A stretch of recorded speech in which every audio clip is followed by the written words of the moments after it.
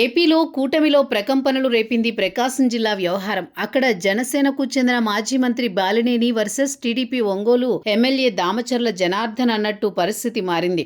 వారిద్దరి మధ్య 2 దశాబ్దాల వైరం ఉంది. మొన్నటి ఎన్నికల్లో ఓడిపోయిన బాలినేని వైసీపీకి గుడ్ బై చెప్పి జనసేనలో చేరారు. అప్పట్నుంచే పరిస్థితి నివురుగప్పిన నిప్పులా ఉంది. ఎందుకంటే ఒంగోలులో మాత్రమే కాదు, జిల్లా మొత్తంపై ప్రభావం చూపారు బాలినేని. కాంగ్రెస్ పార్టీతో పాటు వైసీపీ హయాంలో ఓ వెలిగిన బాలినేని తీరుతో టీడీపీతో పాటు జన సైనికులు ఇబ్బందులు పడ్డారు. కానీ రాష్ట్ర రాజకీయ పరిస్థితుల దృష్ట్యా అప్పట్లో బాలినేనికి గ్రీన్ సిగ్నల్ ఇచ్చారు పవన్.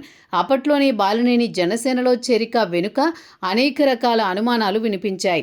ఆయన తిరిగి వైసీపీలో చేరిపోతారని కూడా ప్రచారం నడిచింది. బాలినేని సుదీర్ఘ రాజకీయ చరిత్ర, యువజన కాంగ్రెస్ ద్వారా పొలిటికల్ ఎంట్రీ, అప్పట్లో రాజశేఖర్ రెడ్డి గుర్తించి 1999లో టికెట్ ఇవ్వడంతో గెలిచారు.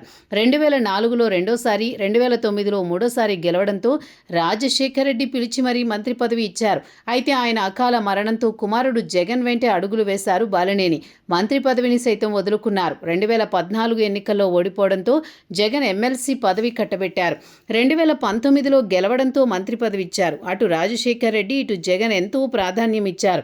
అందుకే ప్రకాశం జిల్లాలో చక్రం తిప్పగలిగారు.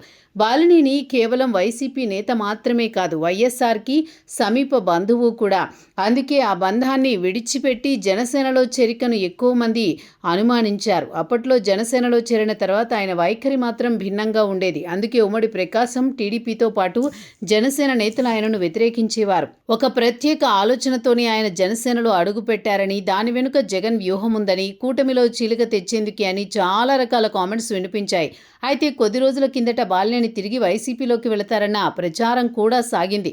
కానీ ఇప్పుడు టీడీపీ ఎమ్మెల్యే దామచర్ల జనార్దన్తో జరిగిన వివాదంతో బాలినేనిపై అనేక రకాల అనుమానాలు వ్యక్తమవుతున్నాయి.